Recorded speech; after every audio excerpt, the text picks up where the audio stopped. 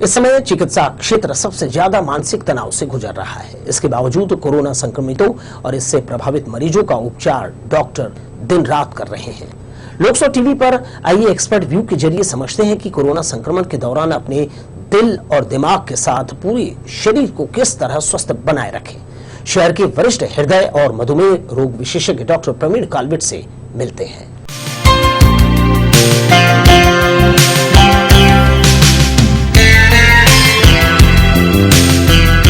दर्शकों नमस्कार, मैं हूं आपके साथ दिलीप जगवानी। आप देख रहे हैं लोकसभा टीवी। हमारा एक दायित्व बनता है, हमारी एक ड्यूटी है कि समय समय पर खबरों के साथ साथ हम इससे रिलेटेड कुछ एक्सपर्ट से आपकी मुलाकात कराएं और आपको जानकारी दें कि किस प्रकार इस कोरोना काल में आप हेल्दी रहें। अगर कोई बीमारी या कोई भी सिम्टम्स आपके नजदीक आता है या दिखाई देता है तो आप कैसे पहचानें। तो बहुत जरूरी है भी अपना ये जो हार्ट है और खासकर शुगर के जो पेशेंट है, शहर के हमारे वरिष्ठ हृदय रोग और शुगर के जो डॉक्टर हैं डॉक्टर काल्विट। नमस्कार। प्रवीण काल्विट जी हमारे साथ हैं और आपको आज बहुत ही अच्छी जानकारी मिलेगी डॉक्टर साहब से। सबसे पहले तो हम अपने इस प्रोग्राम में आपका स्वागत करते हैं एक्सपर्ट व्यू। नमस्कार। तो हृदय रोग और शुगर ये आम हो चुका है हमारे देश में। अब इस कोरोना पीरियड में लोग किस तरह से प्रिकॉशन रखें और हेल्दी लाइफ जिए। वर्तमान परिवेश में जब पूरे भारतवर्ष में कोरोना का पैंडेमिक बहुत वृहद स्तर पर फैला हुआ है, आपका सवाल बहुत ही इम्पोर्टेंट है, क्योंकि आए दिन हम पेपर में पढ़ते हैं कि कोरोना संक्रमण से काफ़ी हद तक ठीक होने के पश्चात मरीज की हृदयाघात से मौत, कोरोना संक्रमण से काफ़ी हद तक ठीक होने के पश्चात डायबिटीज़ रिलेटेड कॉम्प्लिकेशंस के कारण मरीज की मौत। तो ये चीज़ें हैं जो व्यक्ति को सोचने पे निश्चित रूप से मजबूर कर देती हैं। कोरोना संक्रमण शुरुआती दौर में जब आया तो लोगों में एक प्रकार की काफ़ी कन्फ्यूजन वाली स्थिति थी कि डायबिटीज़ के मरीजों को कोरोना ज़्यादा होगा और सामान्य व्यक्तियों को कोरोना नहीं होगा।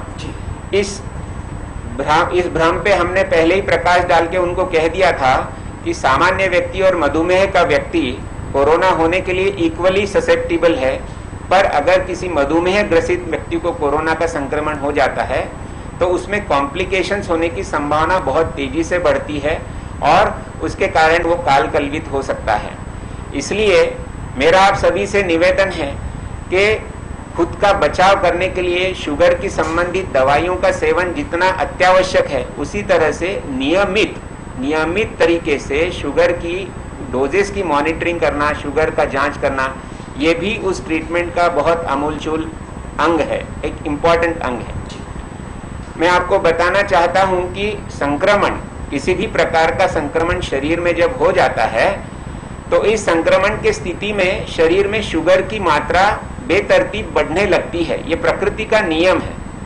ऐसे स्थिति में कोरोना जैसी गंभीर बीमारी जब किसी व्यक्ति को अफेक्ट करती है तो कितना भी अच्छी तरह से उसका शुगर नियंत्रित चल रहा हो, उसकी शुगर की मात्रा आउट ऑफ कंट्रोल जाती है।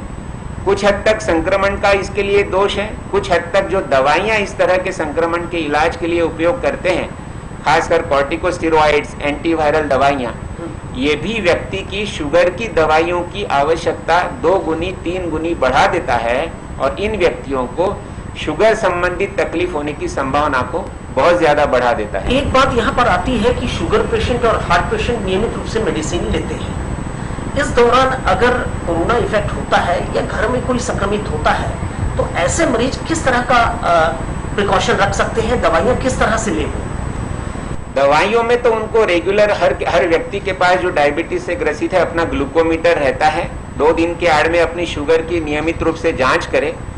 कोरोना संक्रमण होने के बाद खासकर उन व्यक्तियों को जो अस्पताल में भर्ती होते हैं, जिसको मॉडरेट टू सीवियर कोरोना कहते हैं, जिनके लंग्स में काफ़ी संक्रमण की संभावना दिखती है सीटी स्कैन के आधार पर, ऐसे लोगों को ट्रीटमेंट के लिए जो कॉर्टिकोस्टेरॉइड नाम की दवाइयों का इस्तेमाल होता है, ऐसे स्थिति में मरीज का शुगर कंट्रोल जो है अधिकतर गोलियों के बदौलत होना संभव नहीं होता।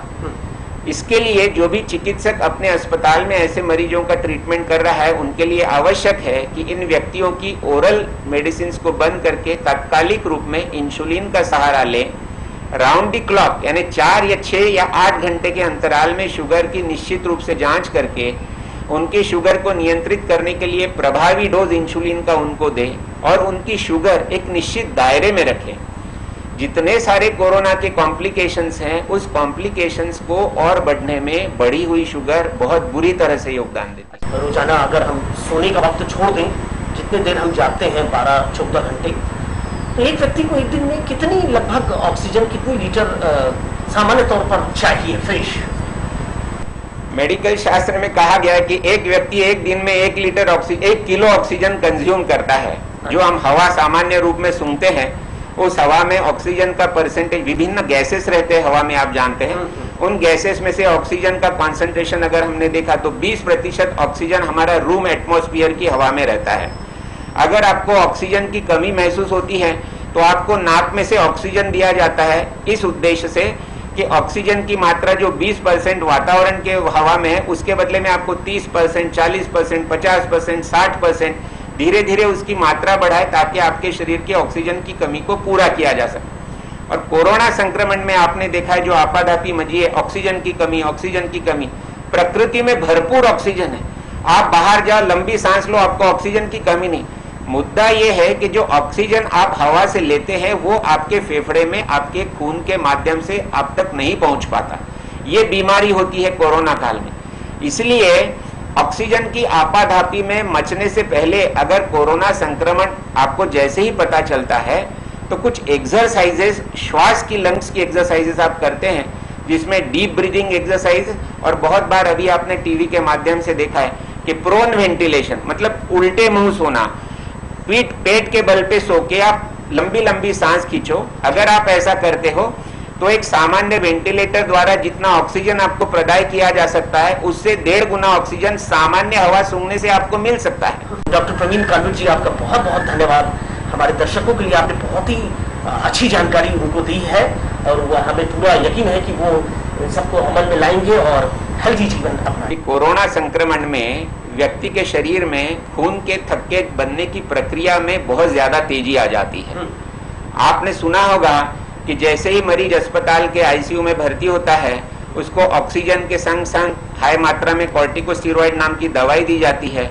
और ये स्टेरॉइड तो इतना कॉमन प्लेस हो गया कि हर व्यक्ति कहता है स्टेरॉइड दिया क्या, स्टेरॉइड दिया क्या। कहने का तात्पर्य कितनी आवश्यकता है उसकी जान बचाने के लिए स्टेरॉइड का उपयोग करना।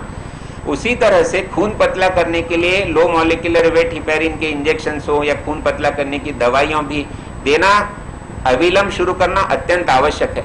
उसके पश्चात भी रात में अच्छा खाना खाया हुआ व्यक्ति सुबह 4 बजे के समय तक वो ईश्वर को प्यारा हो जाता है, मतलब उसकी मौत हो जाती, क्योंकि शरीर में, पूरे शरीर में खून के थक्के बनने की प्रक्रिया इतनी जोरों पे बनी रहती है कोरोना संक्रमण में। ये बीमारी का साइटोकाइन स्टॉर्म नाम की कंडीशन रहती है, उसमें होता है। इसलिए मेरा आपसे निवेदन है कि कोई भी कोरोना संक्रमण को हल्का मत लीजिए।